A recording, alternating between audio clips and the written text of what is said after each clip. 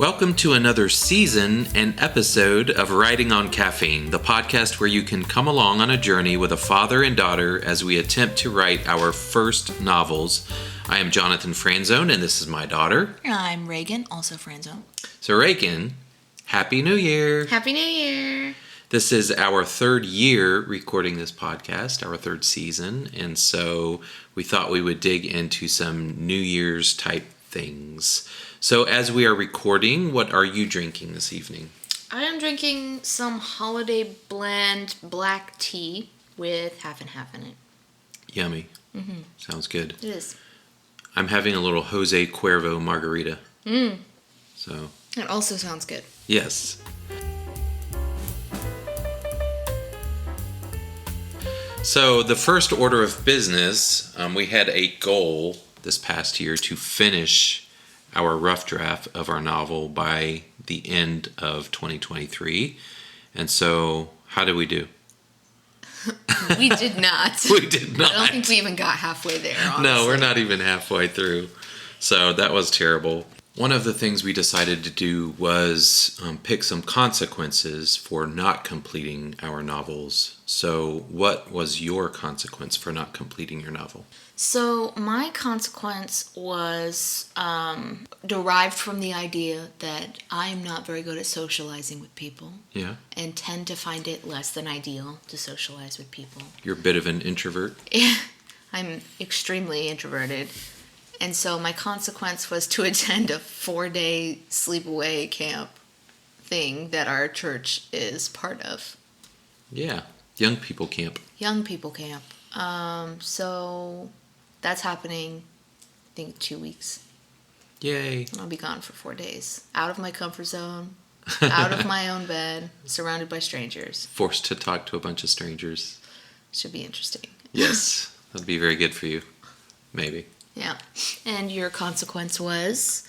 So my consequence has actually morphed. Initially, my consequence was going to be to read the entire Twilight series of books, which is just hell. Yeah. I feel like. And so then you let up on me and let me off the hook, and now I only have to read the first Twilight novel. Yep. And after I read the novel, we're going to watch it together. Yeah. So that should be fun. Watching it will be hilarious. I've actually Yes. never read Twilight, so this will be interesting. So we will be punishing ourselves very soon Yep. for not completing our novels. Hopefully we'll do better this year. Part of doing better is we're going to try to be more active with the podcast and with our website. And to that end, to celebrate our third season and the new year, we are going to have a giveaway. Yay! So we are giving away 3 books on writing. They are Wordsmithy by Douglas Wilson. The subtitle is Hot Tips for the Writing Life. It's a very excellent book. I've read it. The second one we're giving away is On Writing and Writers by C.S. Lewis. I have the book. I have not read it, but I've perused several different sections. It looks really good. And then Adorning the Dark by Andrew Peterson. So Andrew Peterson is the author of the Wing Feather Saga of books. Excellent series. And he's also a musician. Oh. So he has several albums that you can get on Spotify that are really good. Nice. Yeah. Yeah, I think that'll be a good giveaway. Yeah, so go to the website, writingoncaffeine.com, and right there on the homepage you will see a giveaway widget where you can enter your email, and there will be a couple other things you can do to get more entries. And hopefully you will be the one who wins these 3 excellent books.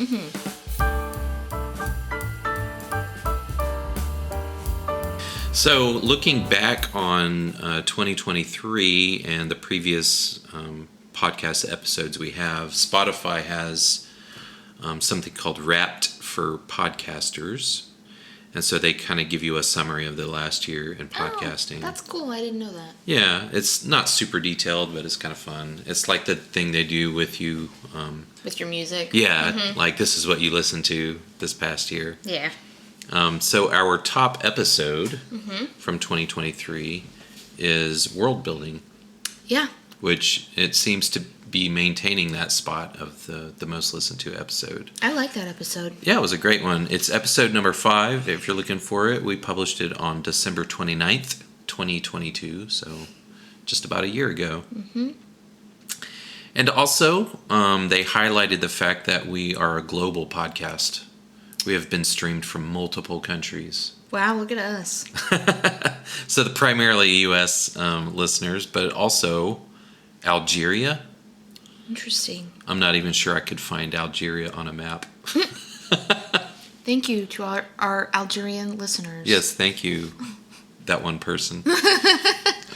Canada. We have some listeners from Canada, Okay. Australia, and Saudi Arabia.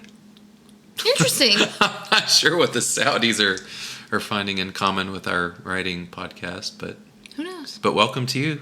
Thanks Yeah. for listening. Appreciate it. And so then our listeners' top podcast genres was kind of fun. So the number 1 spot was comedy. Interesting. Yes. So our listeners have a great sense of humor. I love that. Religion and spirituality. Okay. So we're unabashedly Christian, so it's no surprise that we have some Christian listeners. And then the arts, which makes sense. Yep. And then our listeners' top music genres. Do you want to take a guess at what those are? You probably already looked at the list. I huh? did, yeah. Okay. Well, what are the top genres? Pop, Right? A lot of pop listeners. movie tunes, which honestly, that category might be me. It might be just because you listening. I listen when you release it, and that's probably me. Right. So that, and then contemporary country. Yeah, that one surprised me. Mm-hmm. But it is what it is. And finally, our listener demographics. So 71.4% female and 28.6% male. And interestingly, we had absolutely 0 non-binary listeners.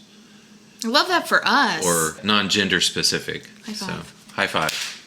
Yes, our listeners are either male or female, as God intended.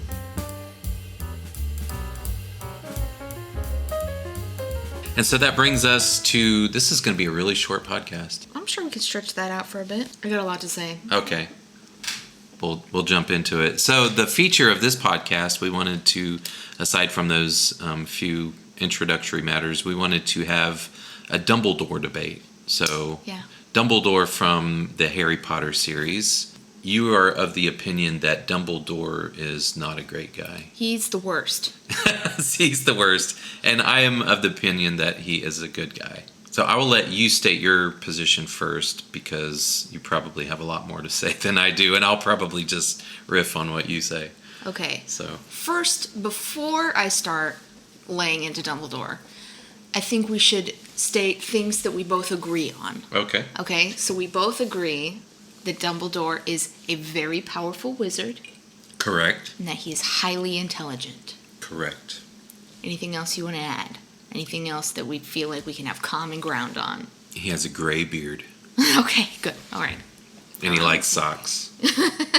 On the same page. Okay, first thing, my first issue with Dumbledore, right, is that he places Harry in the Dursleys' house. Okay. So that's a bad move, according to you. This is a bad move because we know from the books that the reason Dumbledore places Harry with the Dursleys is because Petunia carries Lily's blood. Correct. And as long as Harry can call that place home, which is part of his mother's blood, then Harry can't be attacked by Voldemort there. Right. Right. So Lily has absolutely no other family anywhere else except for these abusive people. Like literally all of her family is dead except for Petunia? I don't think so. Well. Right. So abusive. Literally McGonagall's like, I don't think this is a good idea. And Dumbledore's like, this will be good for him. Abuse is good for kids. Abuse is good. Yeah, I haven't thought about that point, yeah. It doesn't say whether there was other family, so you could assume that there were no other family members available. You could, I guess. And also on the plus point of putting him with the Dursleys, and I'm not sure whether he makes this point in the movies or the books or both, but the Dursleys are opposed to magic. And so they're going to raise Harry like completely out of the wizarding world. He's not going to know anything about magic. And so I think it's Dumbledore who says that it's a good thing for him because he doesn't need to be worshipped all of his childhood growing up. Yes. You know, he needs to be a normal boy and grow up and do normal things.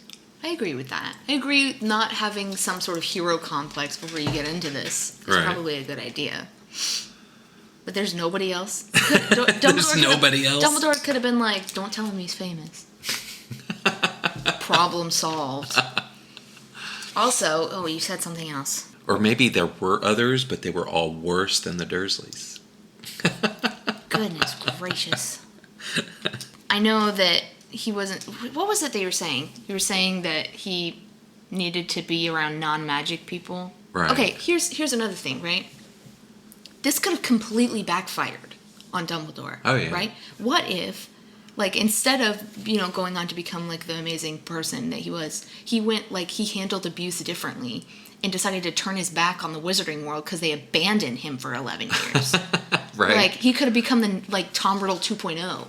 Be Yeah. like, forget all these guys. They abandoned me. Yeah. Well, I mean, he didn't, but bad plan, man. Or even worse, you know, the abuse could have turned him into a bully once he figured out he could use magic. Yeah. But it didn't. Somehow. You have another point? Yeah. Oh, yeah. Oh, yeah. Okay. Point 2 is once Dumbledore brings Harry into the wizarding world, Harry is, you know, brought into Hogwarts, and he's immediately confronted by Snape, Yes. who is also openly abusive of Harry. Yes. And Dumbledore does nothing about it, because abusing kids is fine, right? What? Well, he's kind of an equal opportunity abuser. Like, all of the kids, you get the sense, at Hogwarts are in extreme danger. All the time! Right. Like, what is wrong with this guy? Yeah. He's like, the heir of Slytherin is on the loose. Darn. Go back to school. Guess some kids are just gonna die.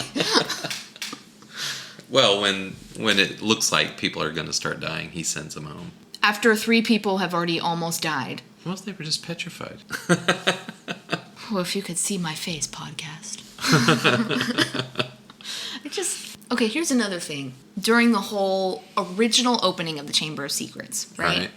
Kids start getting petrified, and then finally they start having real big issue when someone dies. Right. Moaning Myrtle. Dumbledore is aware that only the heir of Slytherin can open the Chamber of Secrets. Right. Dumbledore, as we find out in the Order of the Phoenix? No, the Half-Blood Prince. We find out in the Half-Blood Prince that Dumbledore knows Tom Riddle is a Parseltongue. And he still lets them get rid of Hagrid. He has got to know that this dumb oaf cannot be the heir of Slytherin. Well, he does stand up for him. Okay. I mean, he doesn't throw down his Dumbledore powers, but I think at that point he's just trying to work within the system. But what about Tom? Because he knows he's a Parseltongue, and he knows the heir of Slytherin. Oh, you're talking about, like, the younger Dumbledore. Yeah. Yeah. So he just continues letting Tom exist in the schools when he's opened the Chamber of Secrets. And then, right, come back around, second time the Chamber of Secrets is opened, he, first of all, lets people assume that it's Harry. Right. Second of all, lets them throw Hagrid back into Azkaban with Dementors. Yeah, I think during that time he was just trying to work within the system, and he did stand up for him. Not enough. He could have done so much more. The younger Dumbledore was probably not as wise as the older Dumbledore, and so he was not making good decisions. Well, we know that young Dumbledore didn't make good decisions, don't we? Yes, we do. Because young Dumbledore started an anti-Muggles situation with Grindelwald. Yeah. And then when Grindelwald left on his special little trip that he didn't get to go on because his sister Ariana killed their mother, he threw a fit about it, got in a fight with his brother, and killed his sister. Yeah, he's got a ugly past. Yeah, bad guy. Well, Let's talk about the fact that he was best friends with Grindelwald. have you seen the Fantastic Beasts series, the movies? I saw the first one, but not the other ones. So in the other ones, they make it explicit that Dumbledore was a lover of Grindelwald. Gross. Yeah. Bad guy. Bad guy. I'll agree on that point. But that is the younger Dumbledore, so... Okay. I think the one in the Harry Potter series specifically is a better because of his bad past. Well, here's the thing. The only actions that I am judging are the ones that are specifically in the books. Because I feel like while J.K. Rowling had some hand in adapting the books to film, I don't feel like they're quite canon. Yeah. And then also, I don't take in the Fantastic Beasts because I don't think that's canon. That's not literature. Next point. Dumbledore raised Harry for slaughter. This is probably the best point that you make. I was saving it for last. Yeah. Not really. I think I have a couple other points. He knows that Harry is a Horcrux. He knows that Harry's going to have to die. Do you think he knows or he suspects? I think he knows. Yeah. The snitch said, I open at the close. Yeah. Rude. Sir, hello? Yeah. He knew Harry was going to have to die. And so I feel like there are better ways to go about that. You know? Like, how about educating Harry on what Horcruxes are? Well, he was supposed to start in the beginning of that. Like, he was going to be taking him along. That's why he ends up in that cave with him feeding the poison to Dumbledore. Yes. That is when they get... What is it that they get? The necklace. They were looking for the necklace, but it was a fake. Right. Dumbledore is aware that Harry... Even if he doesn't know Harry's a Horcrux, I don't think they know that until the Half-Blood Prince when they get the memory from Slughorn. Right, yeah. But he is aware that Voldemort has a part of himself in Harry. He says that in, like, the first book. Voldemort left a part of himself in you. Yeah. And that's why your scar hurts every time you're near him. That's true, yeah. So he knew Harry was going to have to die. And he does distance himself from Harry before that. Is it the Order of the Phoenix? Yes, he, like, abandons him for the entire year. Right, because he doesn't want to open himself up to Voldemort and then have Voldemort realize that he could use Harry against him. Right, but here's the thing, right? Because the whole book, Dumbledore is ignoring Harry and running away from him. Right. Harry's getting, once again, abused by a Defense Against the Dark Arts teacher. Once again, stuck with Snape, getting abused by him because he's trying to teach him occlumency so people can't read his mind, right? And Harry's being a butt about it because he doesn't want to hang out with Snape. Right. So how hard is it to sit the kid down and be like, hey, Voldemort can sometimes read your mind. Let's practice occlumency. Maybe it's like the game, you know, once you realize it, then it's over. So if he does that to Harry, then Harry will be thinking that, and then Voldemort will know, and it will be direct confirmation to Voldemort that he can use Harry. Whatever the case, I think Dumbledore is honestly trying to do what's best for Harry. I don't think so.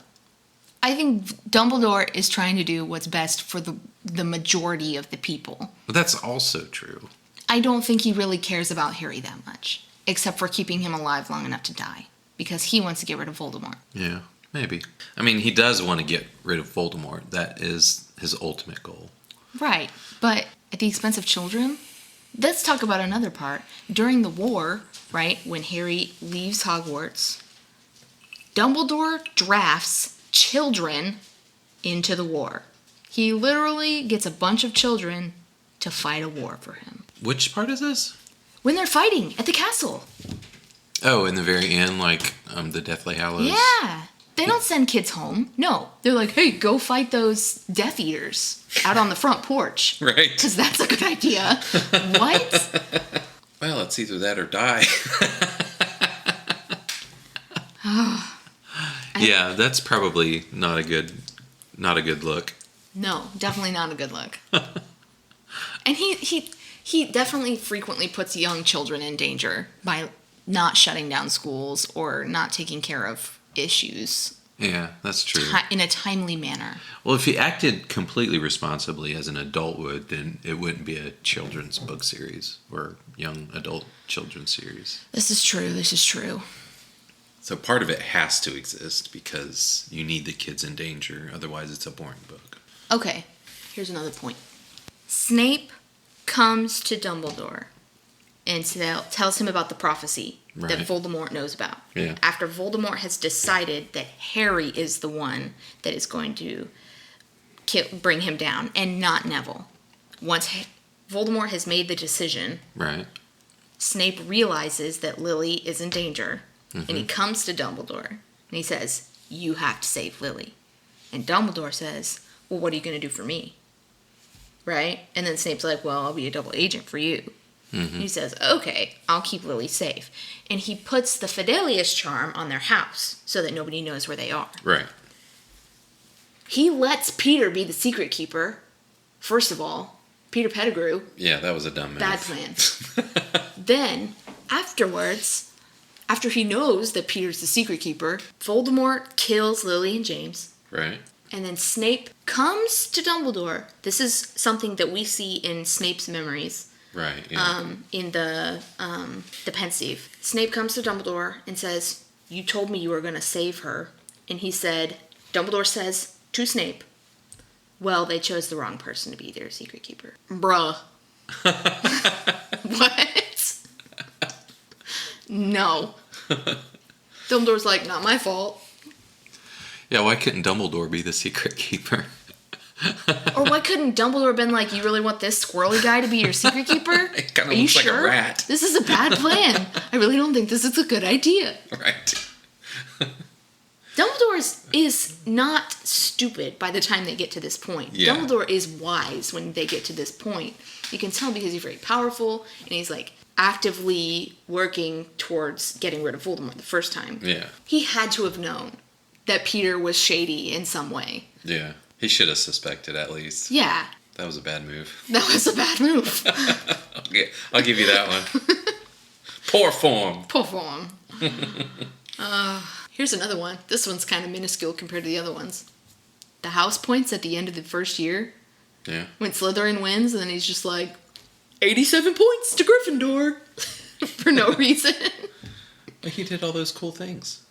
Yeah, they broke all the rules. Here's some points. He defeated the Dark Lord. No, he didn't. Yeah, he did. Harry did not defeat the Dark Lord in the first book. He punched Voldemort in the hands with his face. What? Remember Voldemort is stuck to the back of what's-his-name's face, the head? Yeah. And he grabs Harry's face, and then he dissolves. Yeah. And then Voldemort just runs off. Yeah. I don't know. I feel like that was a little much, but... Squirrel, not Quirrell. Quirrell. Okay, He's why kind of squirrely. Why do you... Okay. Here's another point. There's a curse on the defense against the dark arts position. Position, yeah. Everybody is aware of the curse. Yeah. Right? Tom Riddle put the curse there because he didn't get the job. Right. There is an active job at the Ministry of Magic that is curse breaker. Arthur Weasley is literally that job.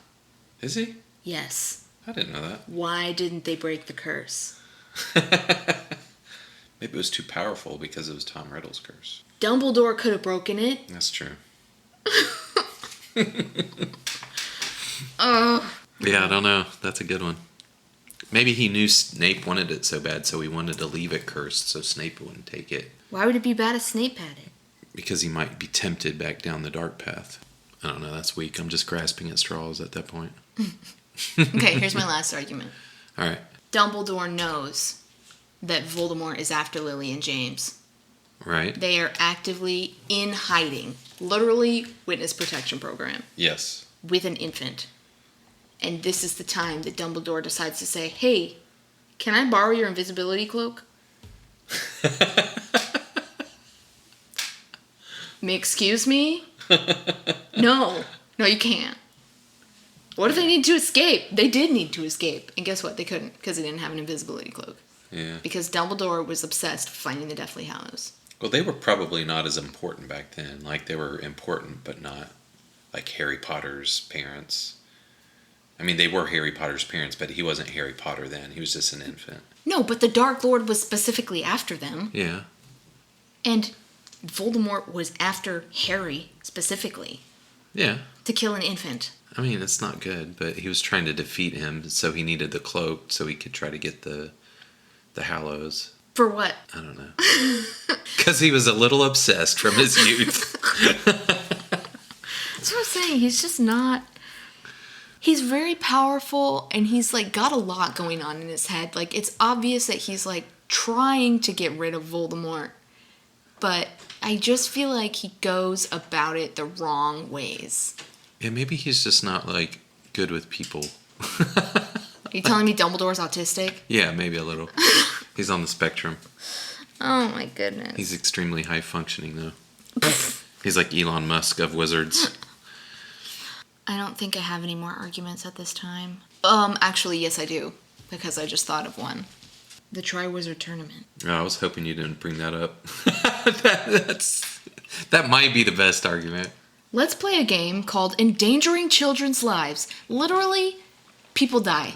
Yeah. Children die. Why don't they make this for grown-ups? Well, it was 17 and older, which you could assume those were adults. But the bad thing is, like, Harry's name gets in there. Dumbledore knows there shouldn't be a fourth name, and he still lets him play. He's like, well, the cup said so we have to do it. It's a legally binding contract. From who? Harry didn't put his name.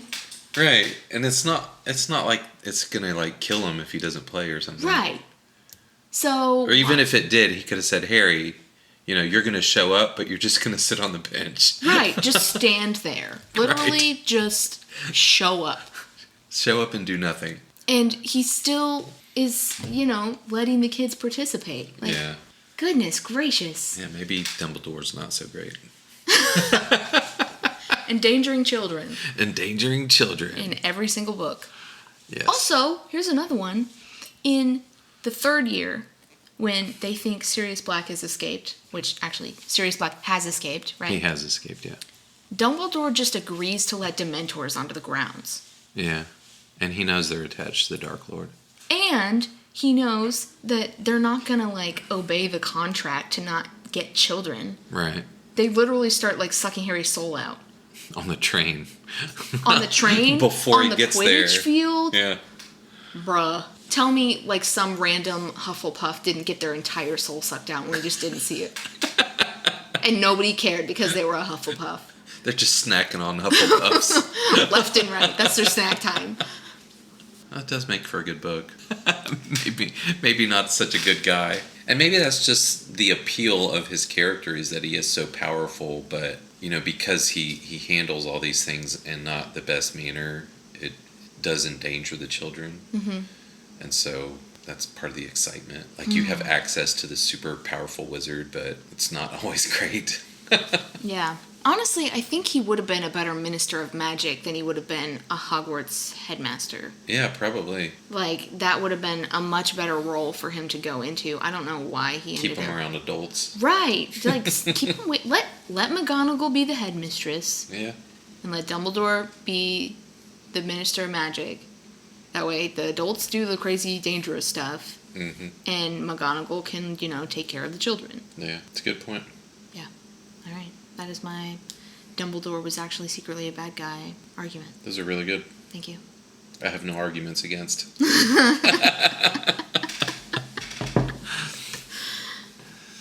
No, that was really good. Yeah, I think he's a good guy, like I said, but I think just the complexity of his character makes for a better story. So I will concede that maybe he's not the best guy that you think he is the first time you read it. This is the thing that really bothers me, is because the first time you read it, you love him. Yeah. Like, he's so awesome, and he's, like, doing his best to protect Harry. Every time I read them, I like him less. And that's what bothers me. And I'm trying to figure out if it's because every time I read them, I'm older, or because every time I read them, I am starting to understand more. Maybe Dumbledore's problem is that he's still sort of stuck in that youth with Grindelwald, where they were looking for the Hallows, and he grew up into this old wizard who's super powerful, and then he sees Harry almost like a younger himself, like a younger Dumbledore, and he wants to bring him into that sort of world, which isn't the best. Yeah. It's a good story, and it still cuts you when he dies in The Half-Blood Prince. It does.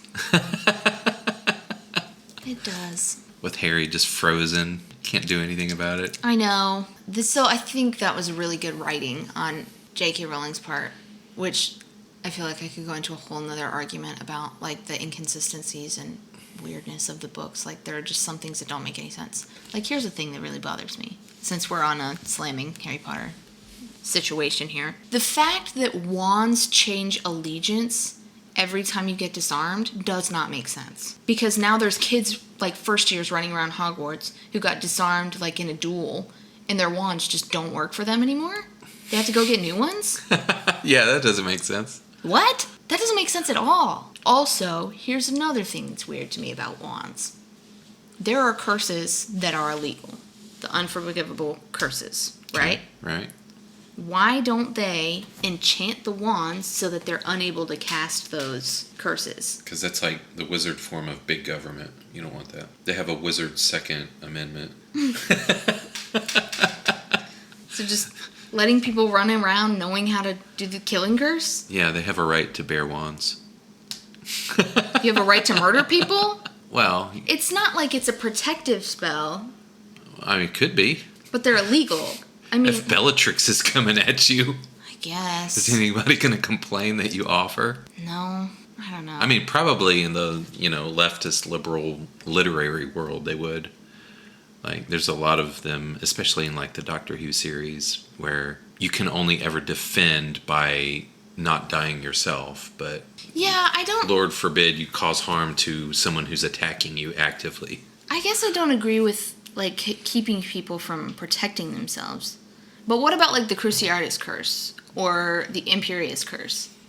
Yeah, there's probably no reason to have those. Yeah, like, you could at least ban those, like, from wands. And then you could have this really cool, like, side story about, like, getting, like, underground-made wands where there's no curses, like, rejected from them. And people are getting, like, secret, non-government-approved wands and all kinds of stuff. Like, that would have been cool.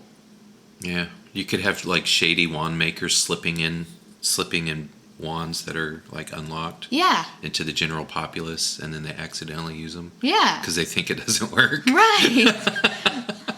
So many more interesting things could have happened. That could be very interesting. And it also doesn't really make sense to me that you can just, like, make up spells. Like, anybody can just make up a spell and it works. How? Is there an instance of that? Snape makes up Sectum Sempra. Right. There's a point in which I think Harry uses, like, a made-up spell. But he does use several of the ones in the Half-Blood Prince. Yeah. That Snape made up. Ron says, eat slugs. That's not a spell. Yeah, that's really just stupid and inconsistent. Like, that's not an actual spell. if you can just make up a spell, I don't understand. Like, I feel like the magic system is just really undefined. Because what makes something a spell or not? Because it has to be in Latin. No, because Ron says, eat slugs. I think that was just her being funny. Or trying to be funny. Okay. Maybe. But, okay, so it has to be in Latin? Or maybe it was a non-verbal spell, and he just said eat slugs while he was casting it. Because Ron knew the Latin for eat slugs. Right. Oh, my goodness. I don't know. I just have a lot of thoughts. I just feel like, to our listeners, I do actually enjoy Harry Potter. I'm just partially playing devil's advocate. Yeah. And partially am annoyed with inconsistencies in children's novels, so... They are children's novels. I feel like there's a lot more inconsistency in children's novels. Oh, yeah. Because, like, first of all, kids don't care. Yeah. And second of all, it makes it simpler. Right. For them to understand if you can just make up a spell and it works. Yeah, if it's too specific, like the Sanderson magic, then... And he does say this, like, the less specific it is, the more mysterious and awe-inspiring it is.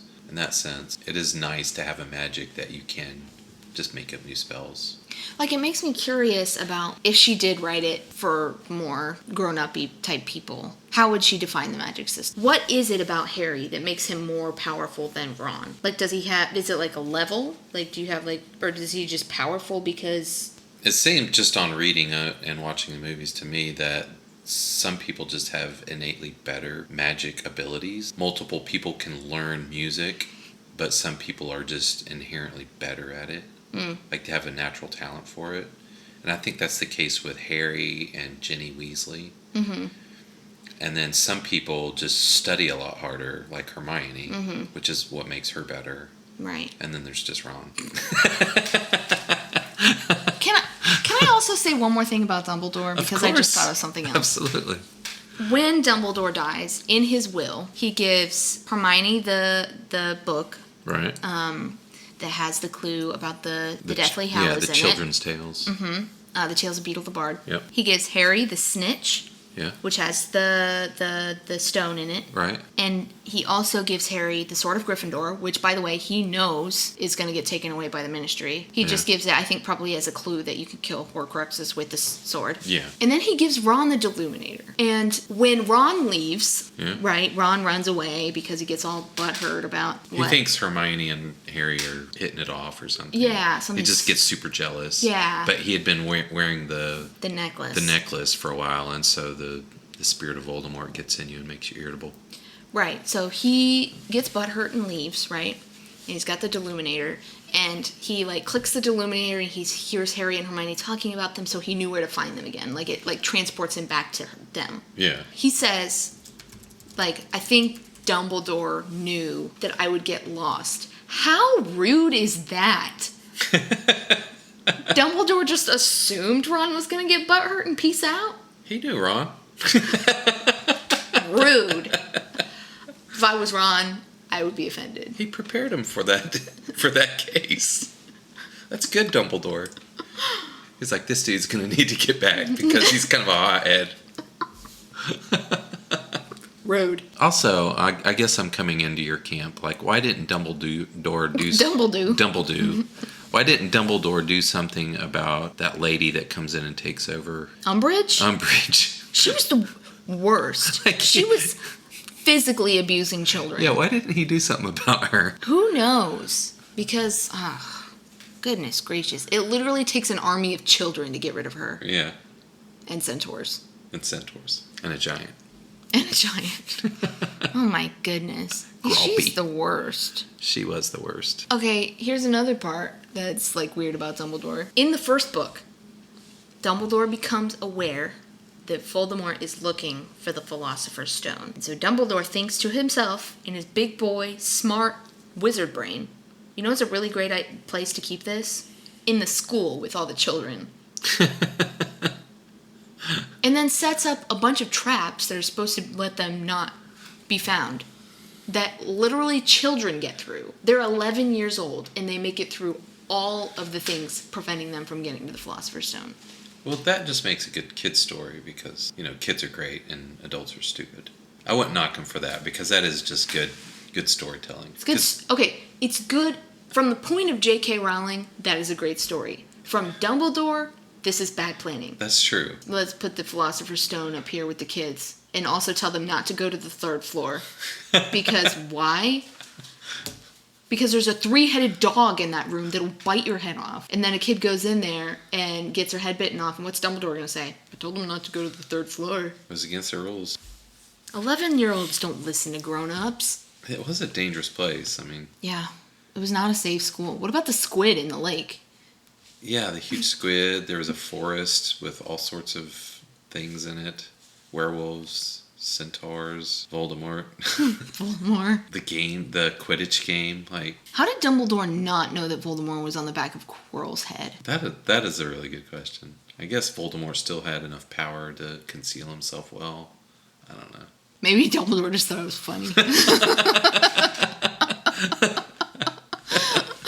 It's not like he can do anything. Professor Quirrell comes back from his trip around the world, starts acting all squirrely and weird. Right. And Dumbledore's like, that's Voldemort back there. Stuck on the back of his head? Hey, Snape, look at that. Isn't that funny? He's wearing a turban to cover it up. Your turban stinks.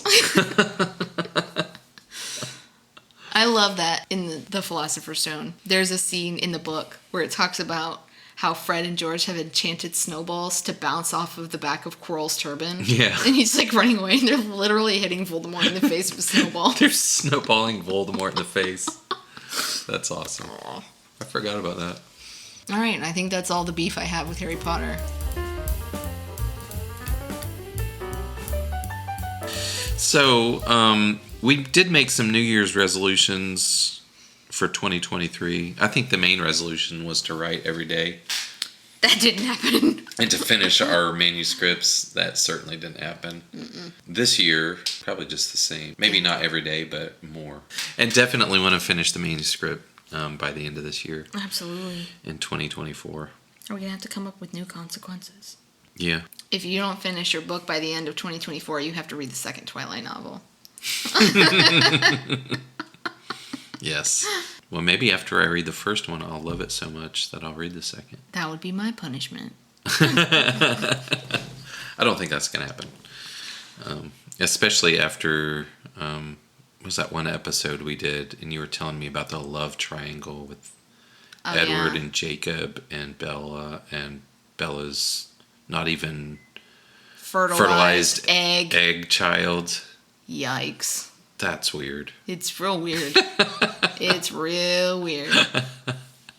Ugh. Yuck. Yeah.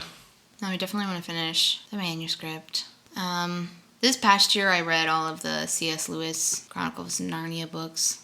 I'm thinking this year, I probably will reread Harry Potter. I haven't read it in a few years. Yeah, it's been a while for me too. So I'll probably go through and read those. I was talking to you earlier about Brandon Sanderson's fourth novel coming out in December of 24 in the Stormlight series. I don't know if he released the title yet or not, but I was seriously contemplating rereading the first three in preparation to get that one. But yeah. Those are big books. They're very big books. I did read most of them like in under a month when I read them because they're so good. You just devour them. I have to listen to them. I think the Way of Kings I actually read in, I think it was 3 or 4 days. Yeah. That's a big book. It is a big book.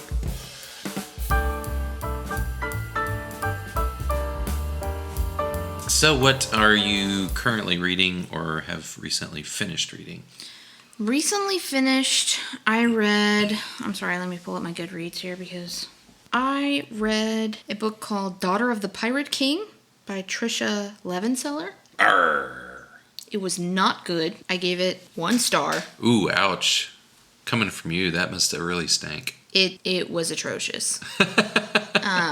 Definitely not the worst book I've ever read, but it was pretty bad. It was like a pirate book, and she had to get this map from this enemy pirate ship, and the whole time she's like alluding to the fact that she has some huge secret and nobody can find out my secret, and guess what, she's a mermaid.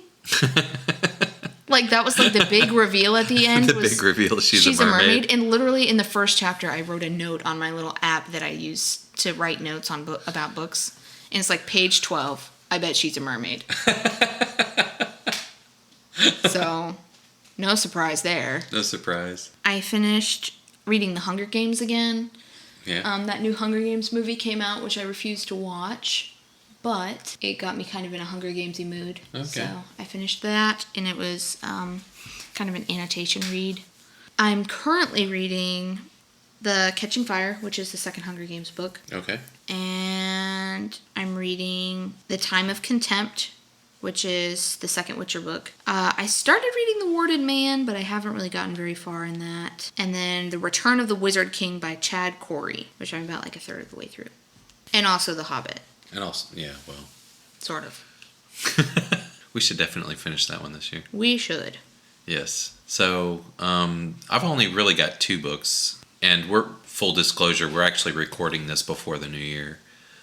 So I'm almost finished with Ayn Rand's Atlas Shrugged. You've got to finish that before the end of the year. I'm like 89%. I think there's about 200 pages left in the book. Power through, homie. So I am going to finish that in 23. So it's actually gotten pretty good towards the end. I'm reading a lot of pages in it at a time. And then I'm also listening to The Desert Spear, which is the second book after The Warded Man. Mm-hmm. It's been really good. There's more sexy scenes than I would like. But the story's so good and I'm kind of invested that I will finish the book. I think most of that's through now, hopefully. And I think there are 2 books after this. I'm not sure I'll go on to read those. I may try something else just to take a break from that series. I think you would really like the Witcher books. Yeah, maybe I'll try that for a change since you're reading one of mine. The Warded Man? Yeah. Sort of reading. Sort of. I'm gonna have to get it on audiobook. With books like epic fantasy books, I tend to do better with the audio. Just because I read so slowly with those, because I'm trying to process all the information, and my brain just kind of absorbs it faster through the ears. Yeah, I found that I can do either reading it or listening to it, but whichever I start the book on, I have to finish it that way. I can't start an audiobook and then finish reading it, or vice versa. I can. Like, it will just totally mess me up. I think I got about a third of the way through The Way of Kings before I switched to audio. I was like, I can't do it. Can't do it.